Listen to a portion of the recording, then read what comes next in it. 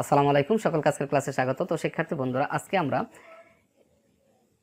এক্সপোনেন্টসের যে প্রবলেমটা বোর্ডের মধ্যে উল্লেখ আছে এই প্রবলেমটা সলভ করে ওয়াই এর মান নির্ণয় করব। তো আজকের এই প্রবলেমটা যদি আমরা ভালোভাবে বুঝতে পারি তাহলে এই ধরনের যত প্রবলেম আছে সমস্ত প্রবলেমকে আমরা খুব সহজে সলভ করতে পারবো। তো চলো শুরু করি।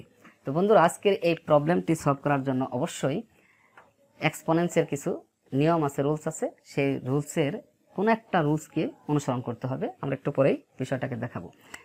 তো প্রথমে আমরা লিখে নিই যেখানে যে প্রবলেমটা দেওয়া আছে সেই প্রবলেমটা আমরা লিখলাম।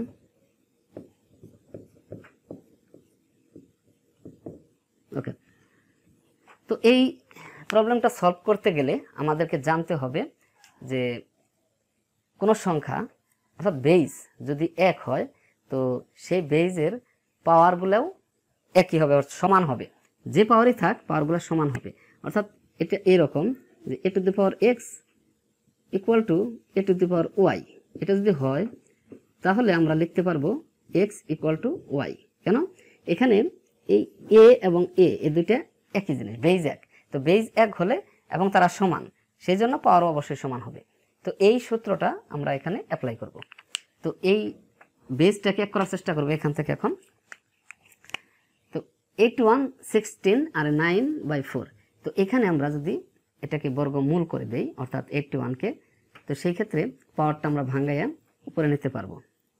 তো 9 9 81 আর এখানে 4 4 16, এটাকে আমরা পাওয়ার করলাম 2 আর সাথে এই y। তো এখানে আমরা তো 1 বানিয়ে ফেলছি, যে বেজটাকে 1 বানিয়ে ফেলছি। ওকে, এটা তো এখন যেহেতু বেজ একই 9/4 9/4, তাহলে পাওয়ারগুলা একই হবে। তাহলে 2y equal to y minus 1। ওকে, তো y গুলোকে একই পক্ষে আমরা আনি এটা, তাহলে y ইকুয়াল টু -1। তো y এর মান আমরা কি পেলাম? -1 পেয়ে গেলাম। তো আশা রাখি এটা আমাদের কাছে খুবই সহজ মনে হয়েছে। খুব সহজ একটা প্রবলেম। খালি এখানে আমাদেরকে চিন্তা করতে হবে যে এই যে সূত্রটা অর্থাৎ একটা রুলস, যে কোনো বেস যদি দুইটা বেস যদি একই থাকে এবং তারা পরস্পর সমান হয় তাহলে তাদের পাওয়ারগুলোও পরস্পর সমান হবে। এই বিষয়টাকে এখানে প্রাধান্য দেওয়া হয়েছে এবং এই সূত্রটাকে আমাদেরকে মনে রাখতে হবে।